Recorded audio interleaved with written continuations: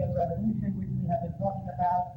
In the course of that Eastern European Revolution, which tried to create some kind of non-American, some kind of revolutionary state in Europe after the Second World War, surely the year 1948 is a very decisive and a very tragic turning point.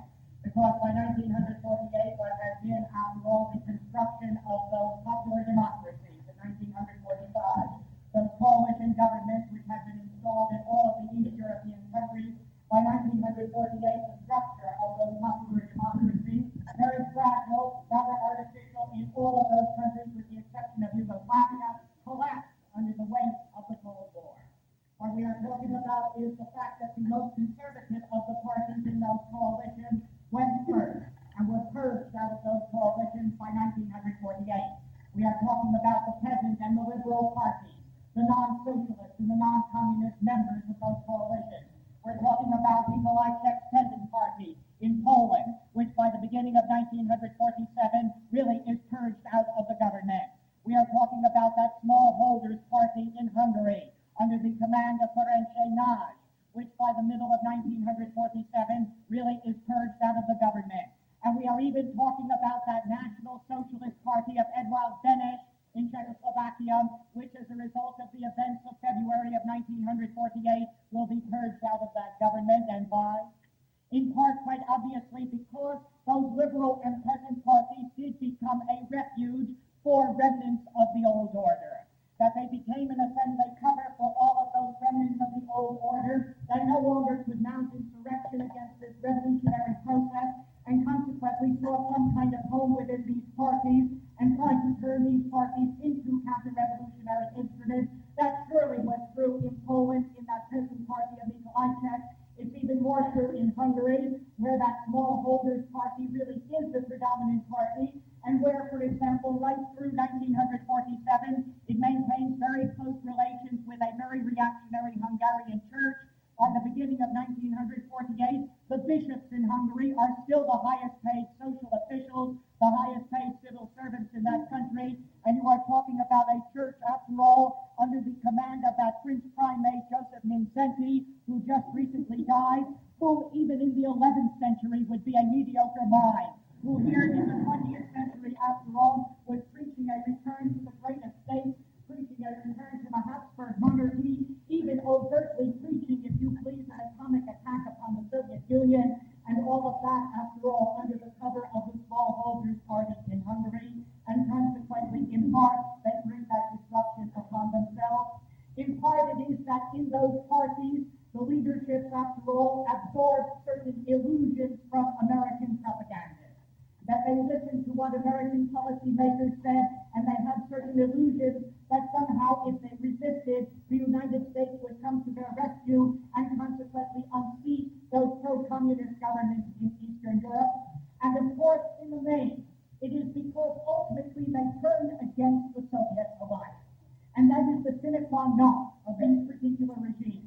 In the final analysis, they resented that Soviet presence. They resented the alliance with the Soviet Union and consequently began overtly and very vocally to attack that kind of Russian presence, and quite obviously they would have to go. But the point is this. Now, if you purge those liberal and peasant parties in the course of a revolution, if they were purged on the basis really of a confrontation with the revolutionary process, with a militant working class, with a mass growing more radicalized, then quite obviously it is within the dialectic of history, it is within the very process of the radicalization of those regimes. But that is not the way those parties were purged. And here you begin to get something of what I call the tragedy of this turning point of 1948. That fundamentally those parties were purged by the remnant communist and socialist parties that remained in the government, were purged on the basis of trickery and falsification. That they were purged on the basis of treason trials that were really fabricated, and purged on the basis of elections that really were tricked and that really were stolen. And you see what you get. You don't get a real confrontation. You don't get a real evolution from the point of view of radicalizing the mass. What you get, if you please, is a kind of debasement of what socialism is, because it runs behind the facade of a kind of false democracy, a kind of false parliamentarianism. And the socialist parties were the second to go out of those coalitions. Now, you know very well that the socialist parties of Europe engaged in a certain kind of alliance with the communists from 1945 down to 1947. And you know in the second place that in Western Europe especially, those socialist parties by the middle of 47 really had opted in the Cold War, and they had opted for the American side. And consequently, they began to drop the communists from governmental coalitions, as they did in France in May of 1947, as they did in Belgium at much the same time. And consequently, the question was, what would the social democratic parties of those Eastern countries do? Would they block with the socialist parties of the West? Would they then come out foursquare in favor of the American side after all? And when the Cominform was founded in September of 1947, at that founding conference of the Cominform, the communist parties were at pains to attack the socialist movement of Europe and to say it really was the tax fall for the United States, that it really was a front agent for American imperialism, and that put all of the pressure upon the social democratic parties of those Eastern countries. What would they do? Would they, after all, collaborate with those communist parties very closely? Well, you know what happened. What happened was that from the middle of 1947 and into the middle of 1948, those social democratic parties in Eastern Europe were purged. That the so-called center and the right wings were purged by, again, bogus treason trials, and what was left by way of a remnant of those social democratic parties were simply fused into the communist parties and ceased to exist as independent entities, all of which leaves you with the dictatorship of the communist parties in those particular countries. And that in itself is not something that I would criticize if it is within the framework, really, of a revolutionary process. If those communist parties are independent communist parties, if they are radical communist parties, if they are communist parties with some ingenious idea of how to catalyze mass action and devolve power into the mass, but that is not the kind of communist party that you get. What you get from 1948 are communist parties that are not interested in being the avant-garde of the working class, but rather the representative of Soviet interests in their particular country, to safeguard and always to guarantee that Soviet interest within that particular Eastern Bloc. What I mean by that are really two things. First of all, that those communist parties are not national and independent. That is, the national leaders of those communist parties, the guys that really had fought with their people, the ones who had come out of the ranks and who understood the institutions and the needs of their country.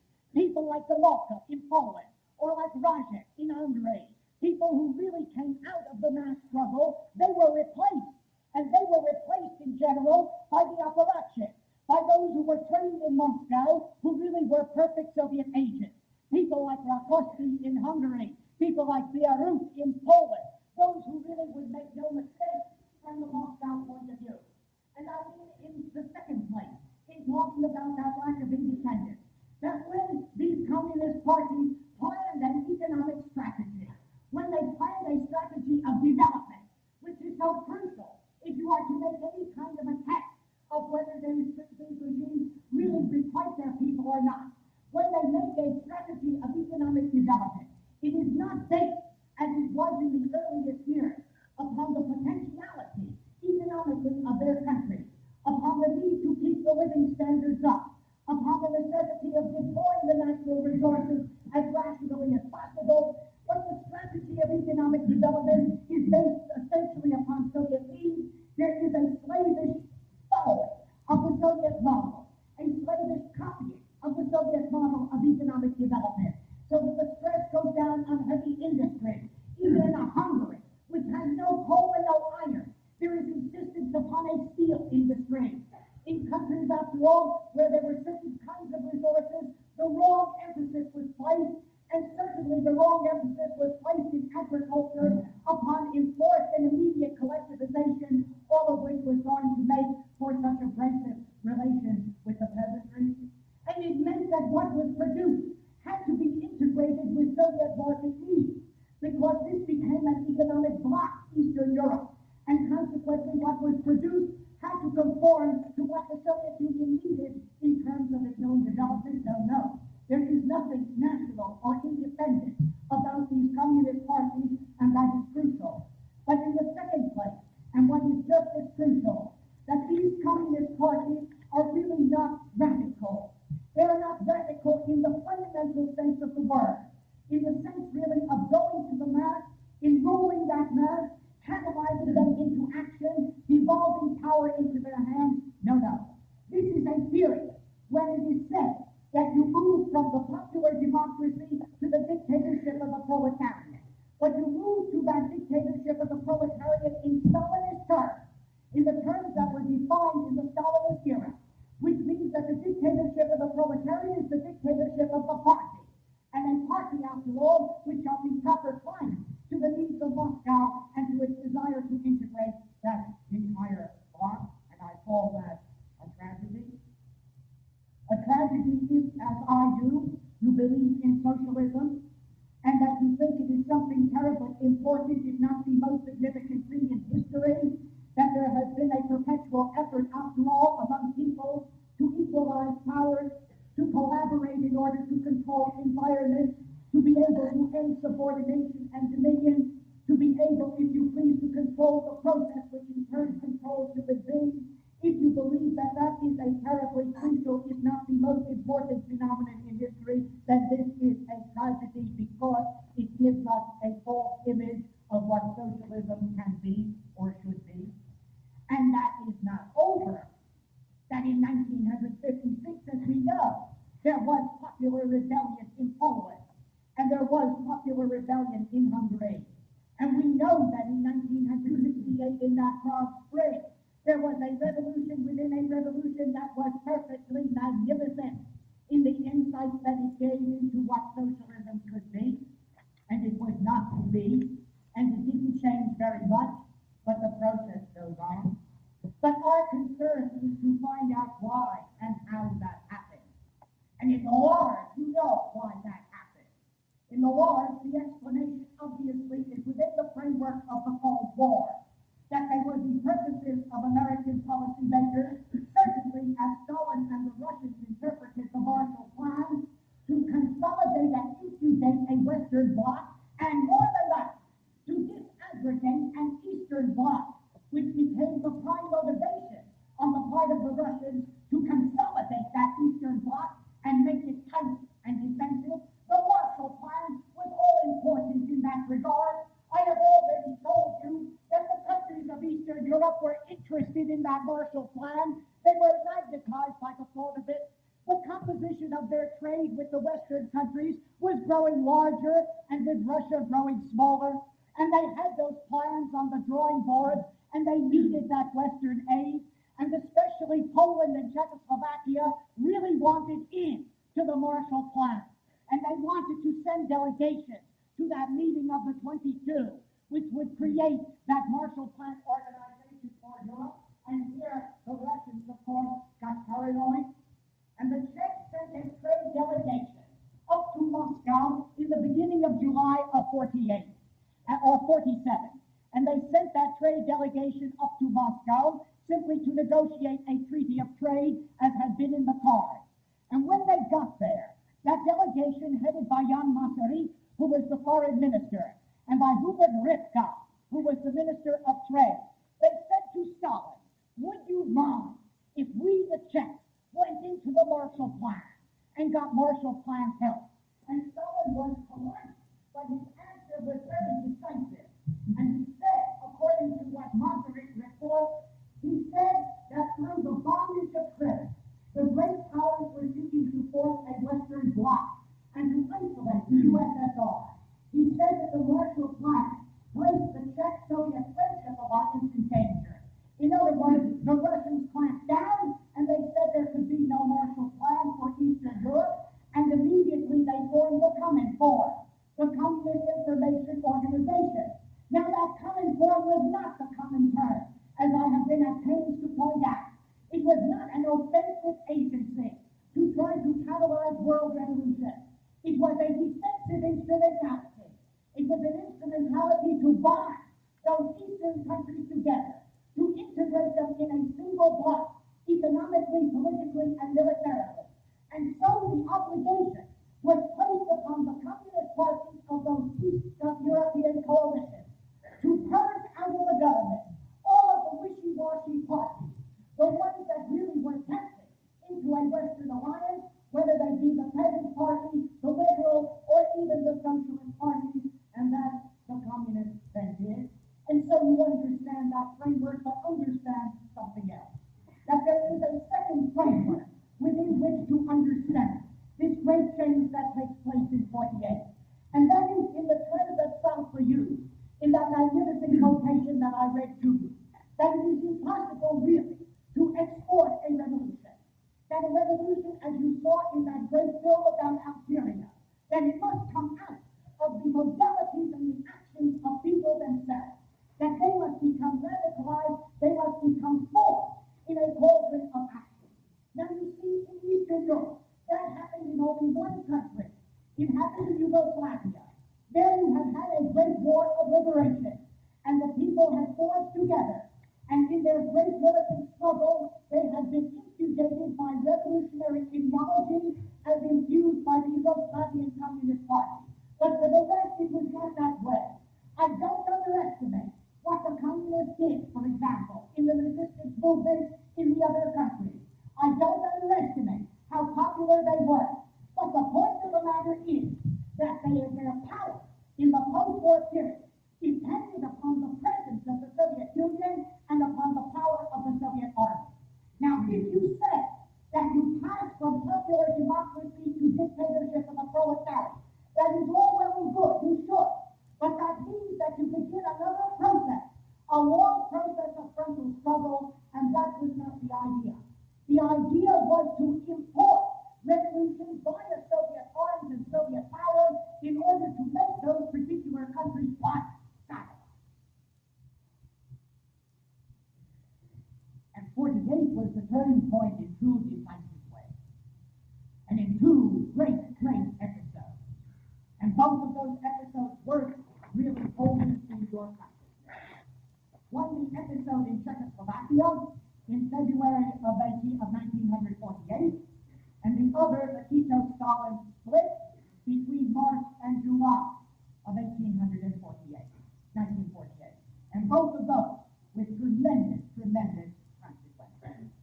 Now, about the Czech coup, let me try to demystify a little bit, because there is a lot of mystification about it. You see, the Czech coup was like the Greek crisis of 1947. It was a great instrument for American policymakers. With the Greek crisis of 47, Harry Truman could go to the Congress in that horrendous speech and consequently get a kind of a carte blanche for universal intervention wherever American power wanted to go. Well, you see, the Czech coup served the same purpose in 48. Because in 1948, when there was a certain reluctance in the Congress to vote credit for all of this economic aid of the Marshall Plan, suddenly came the Czech coup. And American policymakers could say, you see what is at foot. You see that the Russians are trying really to make satellites out of all of these countries in Eastern Europe, and consequently there was an open door, but you see it's more complicated than that. Look at it this way, that in the evolution of this Czech development after the war, there was a very deep contradiction.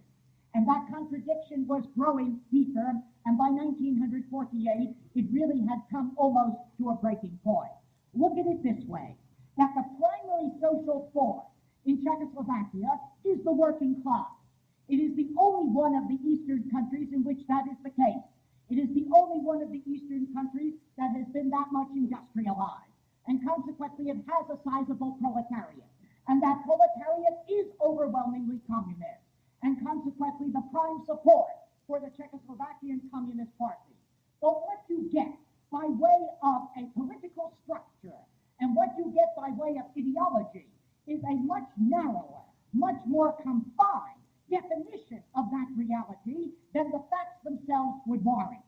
What you get is a coalition government in which the communists have only 7 ministers out of the 26, in which the key places belong to the Beneš Party, the National Socialist Party, which is the Liberal Party, in which, if you please, there is a parliamentary method that doesn't really really bring the mass of workers into the daily process of social and political change. What I am saying is that you have compressed the Czech Revolution within the framework and the rather narrow confines of a kind of liberal formulation. And by the fall of 1947, there already were deep contradictions in that particular structure.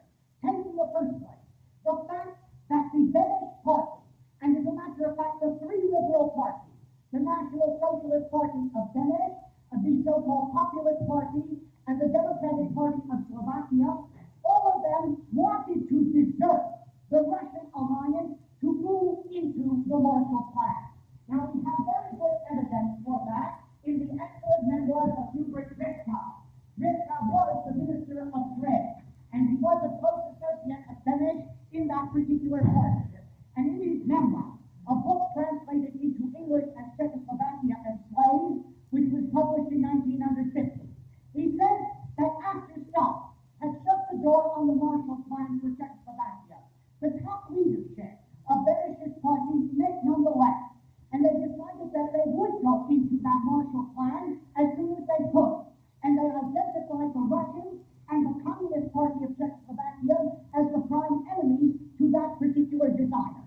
In other words, there is the possibility of trying to bring Czechoslovakia basically into the Western alliance system, and that surely will deepen the contradiction in a society that has a much more revolutionary perspective than that. Or consider the second important phenomenon, and that is that the elections are coming up in Czechoslovakia in early 1948, and there is the possibility that the Communist Party, for a specific reason, may begin to lose support, and that really is the calculation of the liberals in Czechoslovakia, and surely the calculation of American diplomacy. What you have had, you see, in 1947 was a very serious drought in Czechoslovakia, as we did in most of the agrarian zones of Europe. And that meant that the agricultural crop was down. So that in order to get a proper food supply, the Czechs in 1947 had to trade off virtually all of the consumer goods by which they had hoped to raise the standard of living. And so there was considerable grumbling, and the idea on the part of Beneš and his party was that the communists, because they were the key party in Czechoslovakia, would bear the onus of that kind of event and possibly lose the election. And that is the calculation of the American ambassador, Walter Steinhardt. Because Steinhardt, who understood Czech affairs rather well, and who was asked over and again by Masaryk and by Ritka whether the United States would send relief aid, and turned down those requests, wrote to the State Department on the 29th of October of 1947 the following: "The Czech misfortunes are very much to the good. When this Czechoslovak government realized that Santa Claus is in their way in 1948, and that quite obviously, again, creating a critical question as to where that regime would go and what direction it would follow, or take the third fact, and that is that there really were anti-government and anti-communist plots. And those plots in many instances centered in Slovakia. Now, Slovakia was, after all, separate from the Czech part, and it had been under the Nazis a kind of independent puppet state. And there's a lot of anti-Czech hostility in Slovakia. And they had a Nazi puppet regime under Monsignor Tiso, and there were a lot of people who even liked that. And now they look at Prague, and they say in Bratislava, which is the capital of Slovakia, they say we are being run by these Czech communists, and the plots begin to circulate around. Now, the Minister of the Interior is a communist, and so the police are in on the plots, and consequently they discover in September and October that there is a plot going in Slovakia, and there are state secrets passing from the hands of the secretary of a man named Urine, who was the vice premier of the government, and who was a member of the Slovak Democratic Party, documents going to old members of the Tiso government that are now living in protection in the Vatican. And consequently, quite obviously, something is afoot. This Slovak minister resigns. There are 400 arrests in September and October. And I read to you the account, after all, of that particular moment that you find in Francis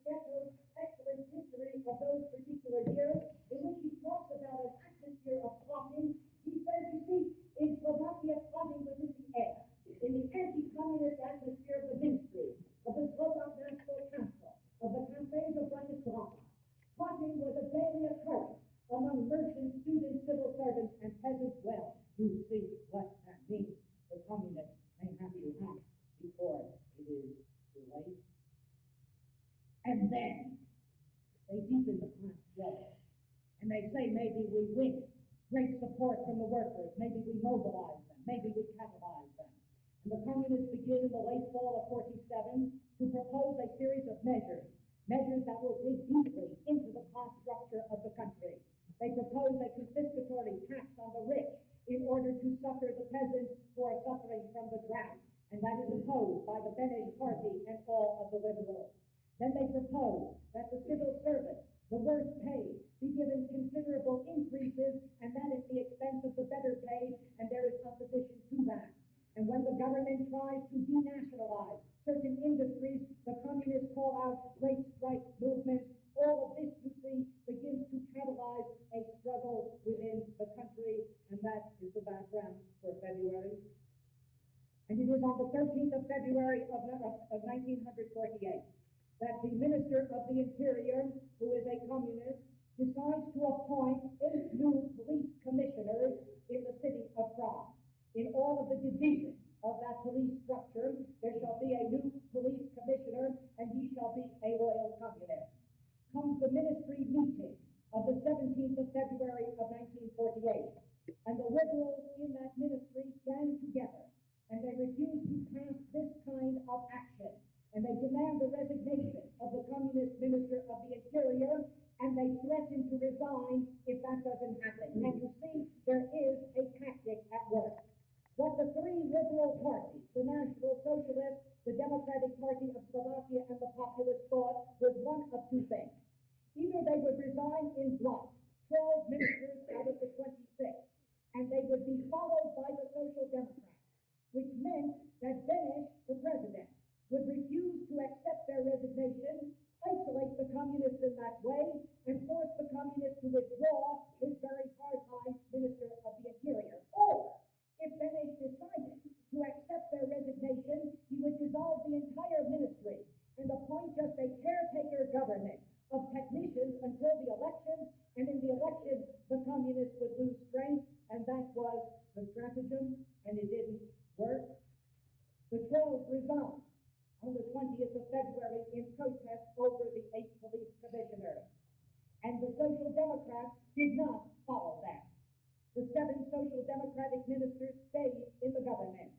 And we have the excellent and expert witness of Dick Crossman, Richard Crossman of the British Labour Party, who happened to be in Czechoslovakia at the time, and wrote a remarkable series of articles in the New Statesman and Nation called Prague 1948, which appeared in March and April of 1948 in that magazine. And Dick Crossman said this about the Social Democrats with whom he was in close touch. When the Social Democrats saw that the organized workers were behind Gottwald and the communists, they drew back and refused to resign, because something explosive happened, and note it well. Between the 21st and the 27th of February of 1948 in Czechoslovakia, the communists acted like revolutionaries. They did call out the working class. They did call out the Czech mass. They asked people in the factories, in the villages, in the cities, to organize committees of revolutionary action. They said, defend your revolution, push it further. It is your revolution. They armed workers' militias. There was a great trade union congress that convened in Prague on the 22nd of February, and overwhelmingly, it supported this initiative on the part of the communists. There was a hubbub, there was an emotion, there was a certain mass action suddenly in that country, and it could not be denied. And for 5 days, Benes tried not to accept the resignation of those 12 ministers. Finally, on the 27th of February, he capitulated, accepted them, and the 12 who replaced them were either communists or pro-communists, and that was the coup. And it was extra-legal, and it was direct, and note it well, there was nothing parliamentary about it. The communists had gone outside that parliamentary structure. They had depended upon the mass, upon their control of the police, upon their support in the army. But here is the conundrum, and see if you understand it, that when Gottwald presented as the new prime minister, when he presented his ministerial list to the parliament on the 10th of March of 1948, he didn't say that this was a revolutionary process, that the people had spoken,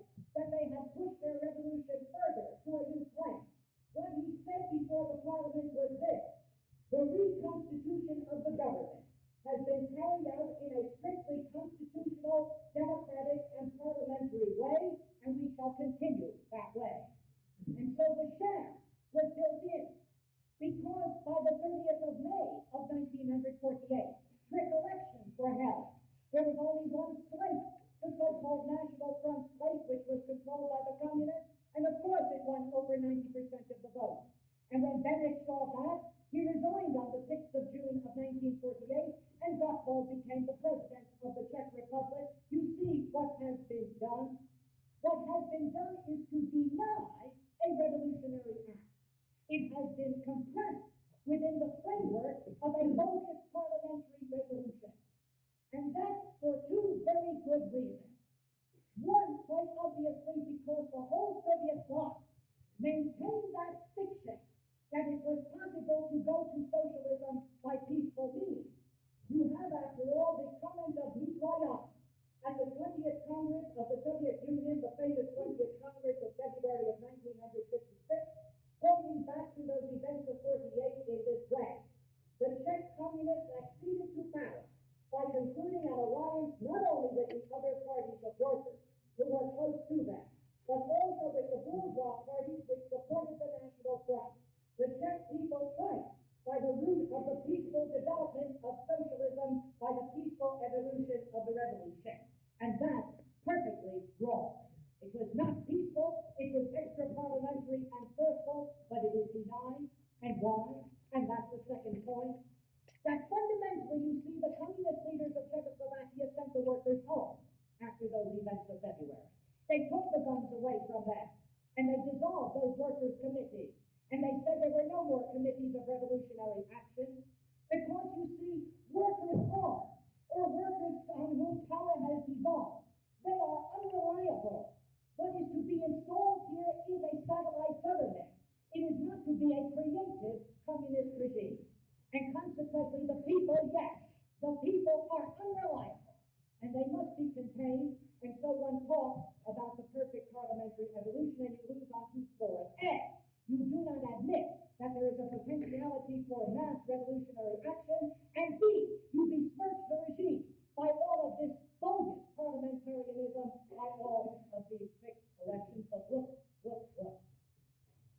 If the people are unreliable, if what bugs Stalin is heresy, if heresy, after all, cannot be admitted, if you cannot let people find out that maybe the Soviet way isn't the best way, if you begin to demystify them, if you begin to give them enough power so that they don't have to alienate themselves always to a mythology about the Soviet Union, well, they are unreliable and they may not do the Russian bidding, but suppose a whole regime is heresy. And that takes you to the second part of the problem. Because the root of the whole Tito-Stalin dispute, if you want to use that vile word, is precisely that Titoism was heresy. And you have a whole heretical regime. Now look, the 28th of June of 1948, note the date well. The 28th of June of 1948, the Cominform meets for its second meeting. And in that second Cominform meeting of 1948, there is a resolution passed on the Yugoslavian question. And it reads in part this way, and I read from this collection of documents on this matter called the Battle-Style Law by the Yugoslavian ZJ. And in that document of the 28th of June, we read this. Listen carefully. The Cominform asserts that in consequence of all this, and there have been before this a whole list of heretical charges or charges of heresy, the Central Committee of the Communist Party of Yugoslavia is expelling itself and the Communist Party of Yugoslavia from the family of fraternal communist parties, from the United Communist Front, and therefore from the ranks of the Cominform. The Yugoslav communists probably do not realize, or pretend not to realize, that such nationalistic conceptions can only lead to the degeneration of Yugoslavia into an ordinary bourgeois republic, to loss of Yugoslavia's independence, and to the transformation of Yugoslavia into a colony of the imperialist country. The Cominform does not doubt that there are within the Communist Party of Yugoslavia sound elements loyal to Marxism-Leninism. It is the task of these sound party members to force the present leadership to abandon its mistakes openly and honestly, and to correct them, to abandon nationalism, to return to internationalism, which of course means to return to the bosom of the Soviet Union. Now, behind that resolution of June of 1948 is a whole history.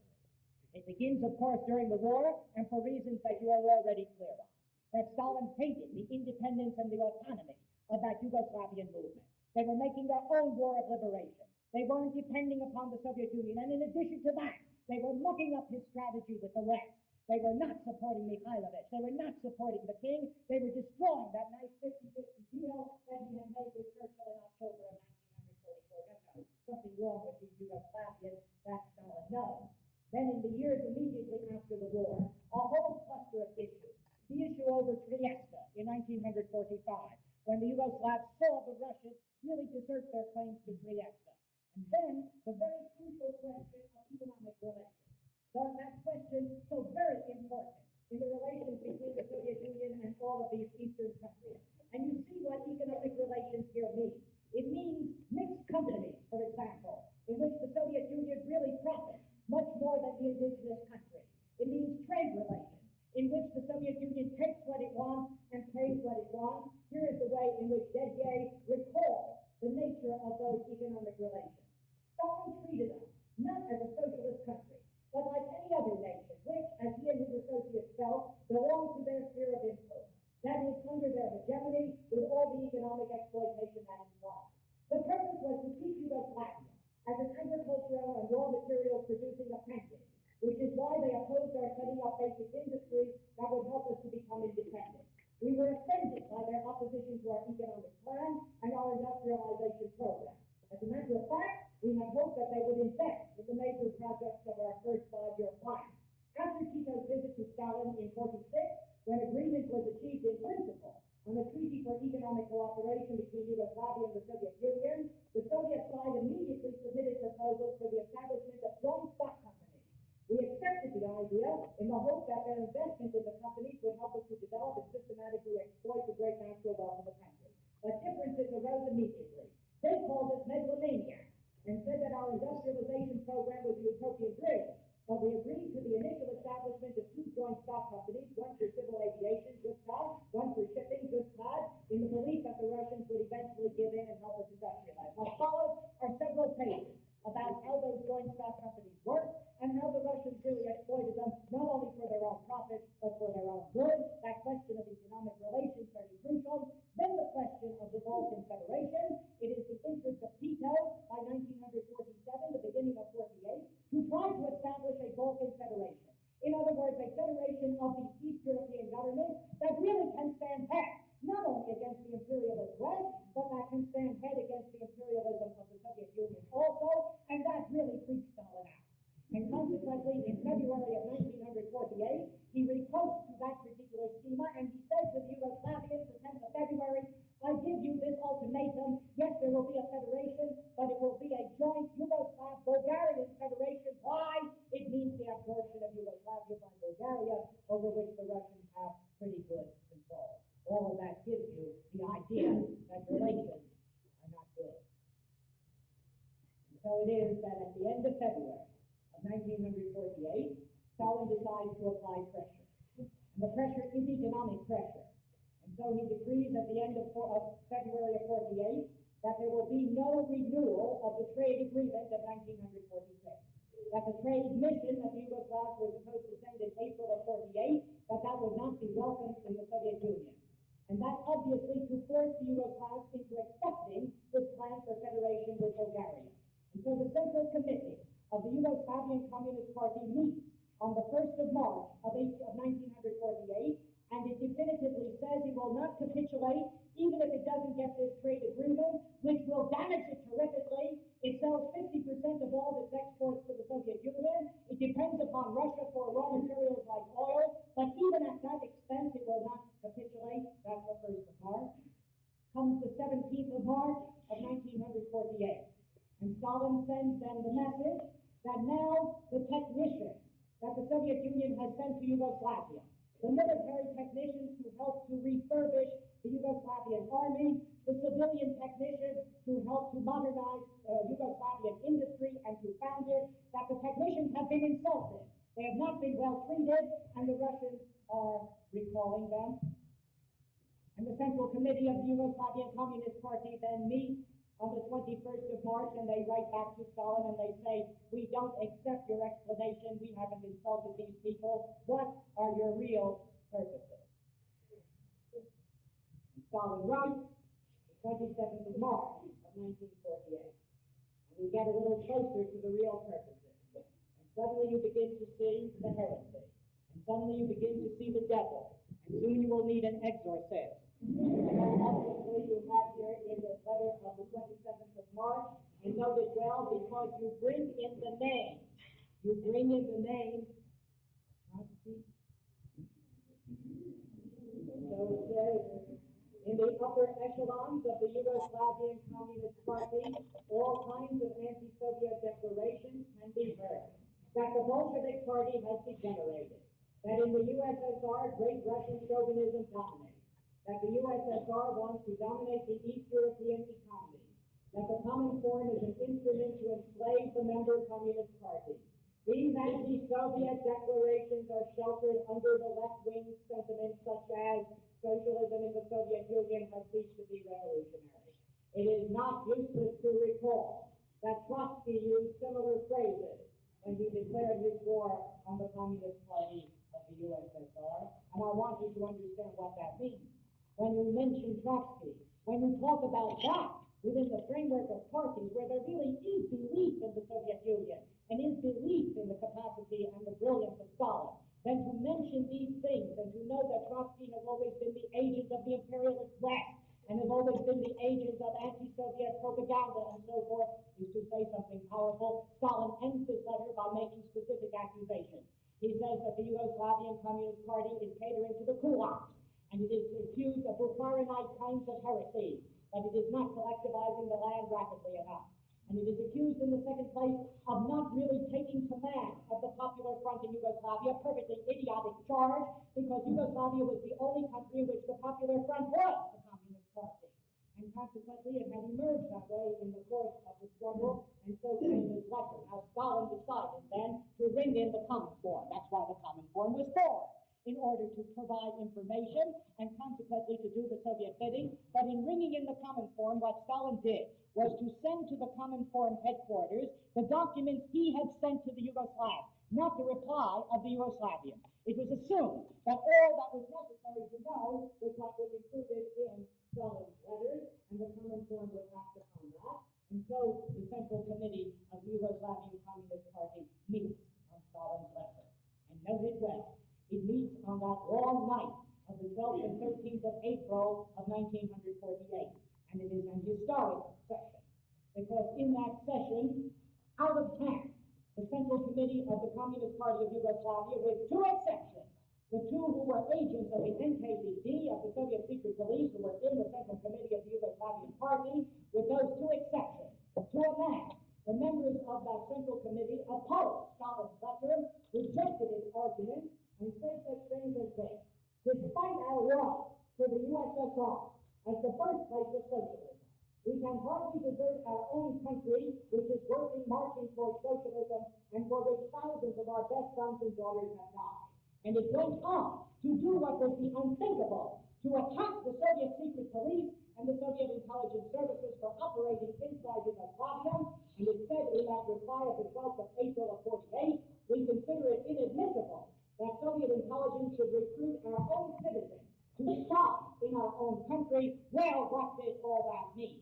For the very first time, a communist party had defied Stalin. For the very first time, a communist party had refused the arguments, the exhortations, and the threats. For the first time, it had said that the Soviet Union was fabricating things by its intelligence services and using its secret police all over the damn country. Stalin was upset.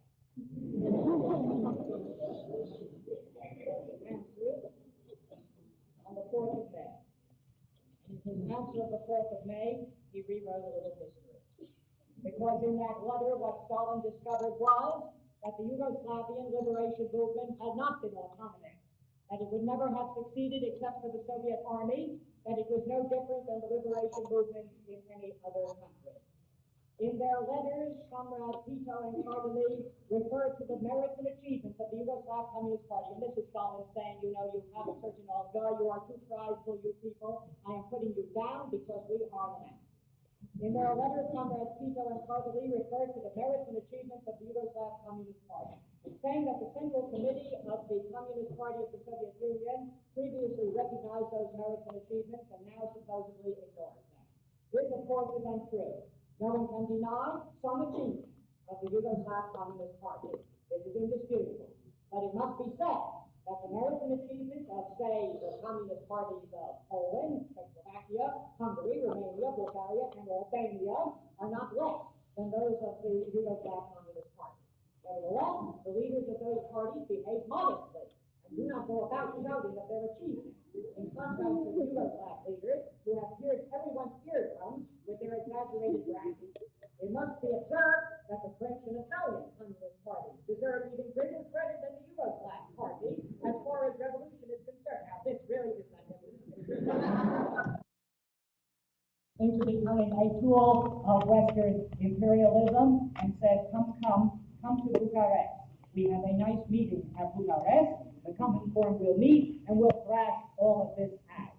And the Yugoslav Communist Party met on the 19th of May of 1948. And they said, no, we will not go to Bucharest.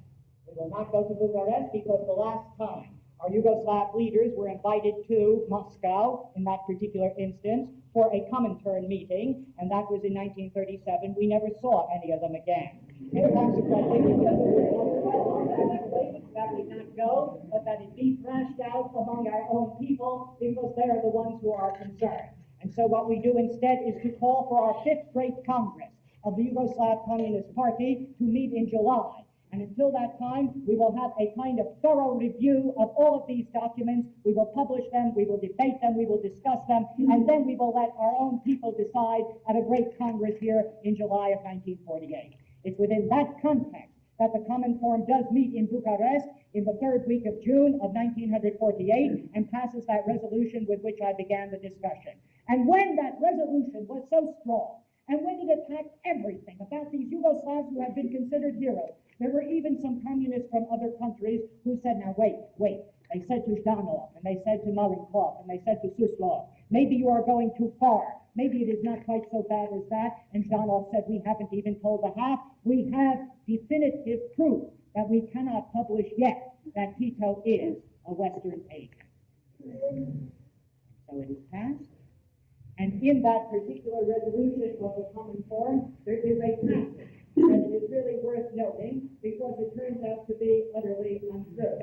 And the passage has to do with the fact that the Yugoslavs will not publish this document. I don't see it for the moment, but yes.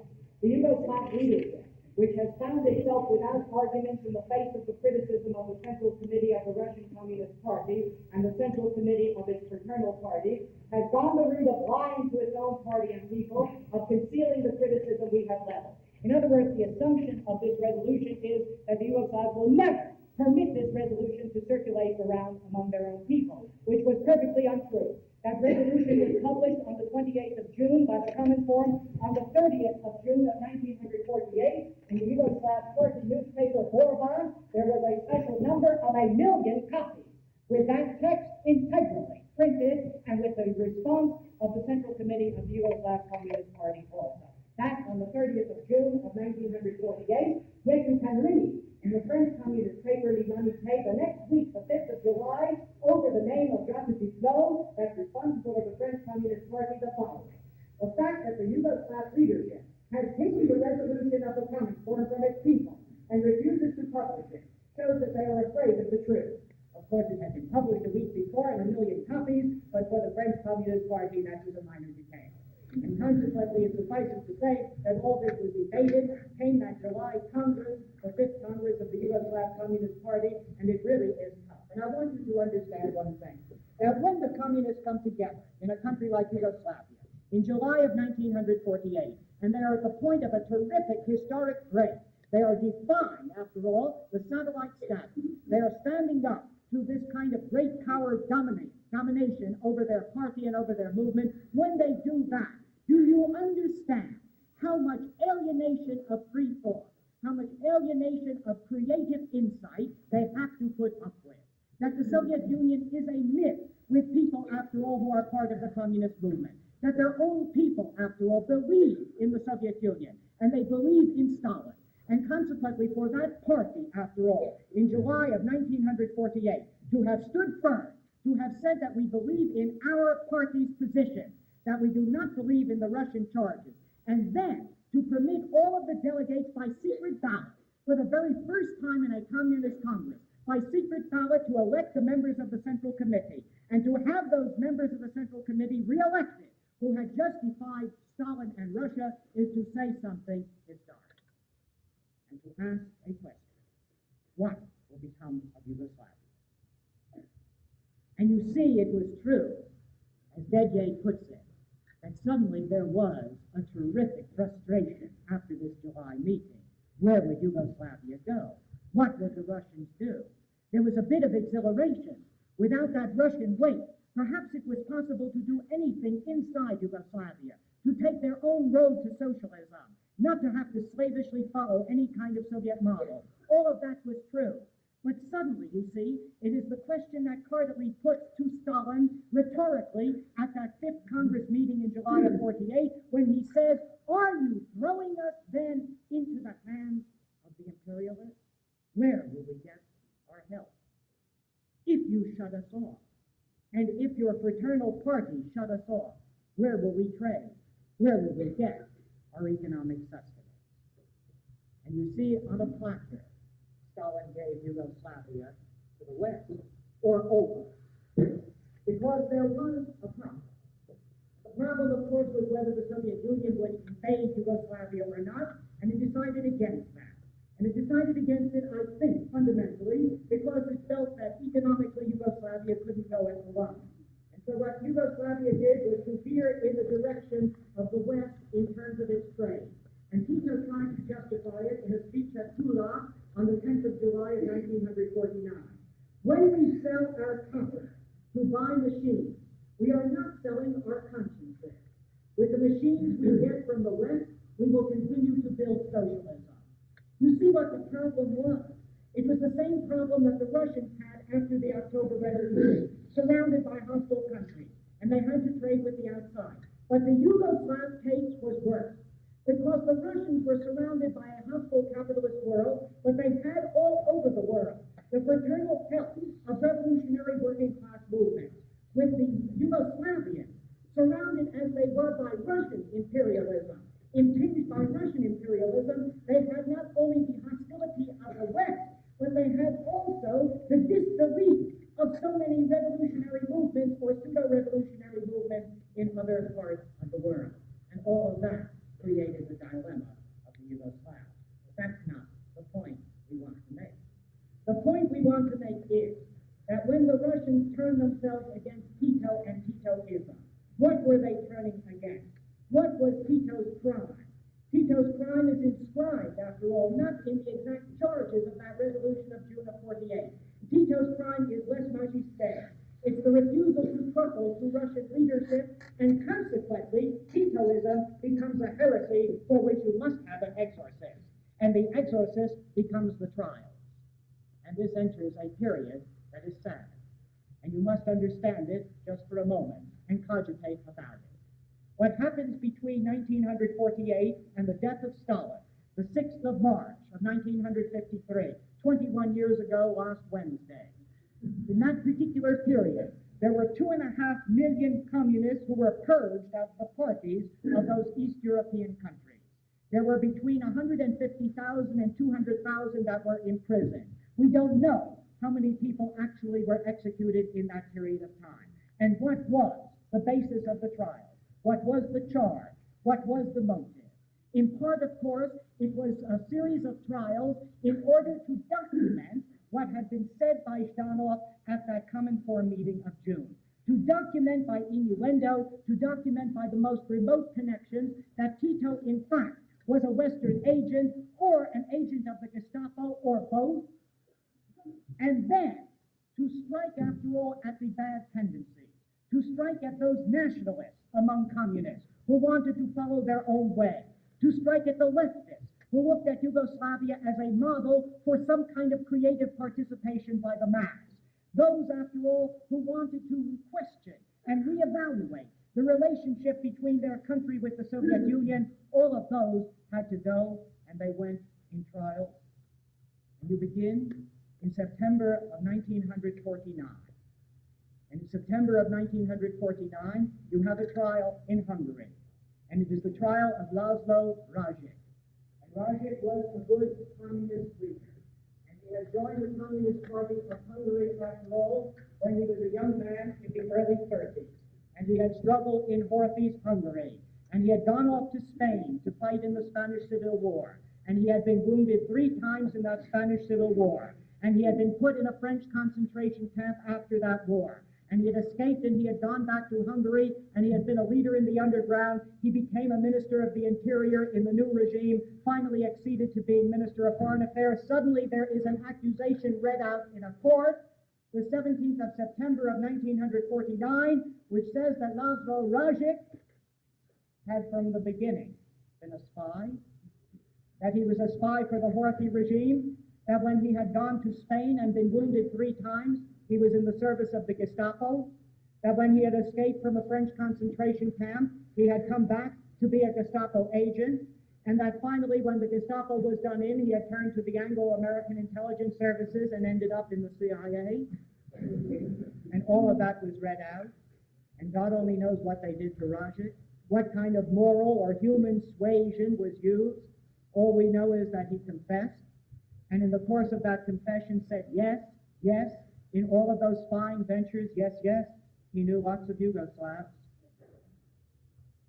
And when it was Rajek, it had to be Kostov, and so Kostov, the Bulgarian, 2.5 months later, and note this well, an old tough Kostov, really a guy who had fought in that Bulgarian movement, had helped found it, along with Dimitrov, had been in every kind of armed insurrection, is brought to trial at the end of November of 1949, and all of the charges are read. The charges of being a Titoist, the charge of being a British agent, the charge of being in the pay of the Germans. All of those things are read. They're all rehearsed. There is a public trial. The Western press is invited. The prosecutor reads out all of these charges. Kostov is given the opportunity, of course, to say that they are true, and he says they're all a lie, and it hadn't taken, and it didn't work. And suddenly the public trial was stopped, and it went in camera. And 10 days later, Kostov was executed. And 2 days after that appeared in the Bulgarian Communist press a letter, which he had written presumably before his execution, in which he had said that his retraction had to be retracted, and that he really was guilty. And of course, we knew in 1956 not only that Rajek in Hungary was, after all, innocent, and rehabilitated, but we knew it of Kostov too. And so those trials went, culminating in the Slansky trial in Czechoslovakia in 1952, with those incredible epithets. Slansky accused of being something called a Judeo-Titoist,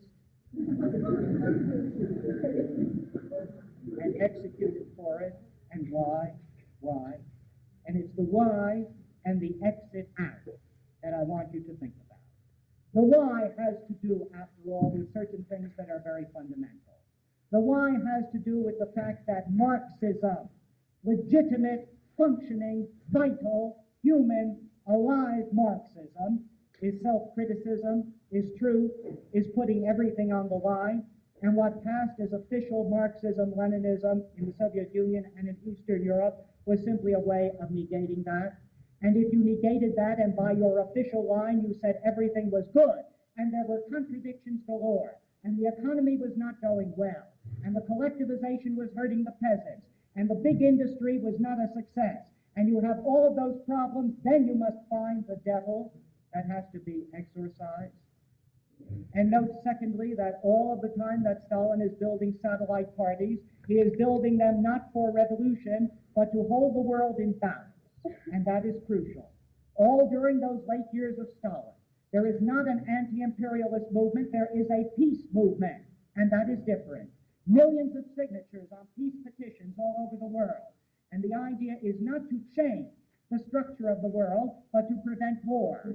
So that when Korea comes, the peace declarations of the Soviet Union, the peace petitions, are not, after all, that you use that Chinese intervention, that you use that possibility of defeating the American position in Korea, really to make a blow against imperialism. The petitions call for a status quo ante, and consequently for peace. And for that you need satellites that are not revolutionary, that are not radical, and you have to purge them. And then you see it changes. And Stalin dies. And the contradictions, after all, deepen. and there has to be movement. A pur si mueve, it does move.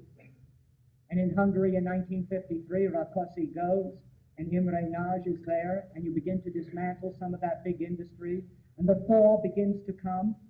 And pretty soon in 1955, the Russians are making overtures to the Yugoslavs, and then comes the 20th Congress, and everything hinges on how far that can go, and whether you can really resolve problems so long as you don't make big structural changes in that Eastern world.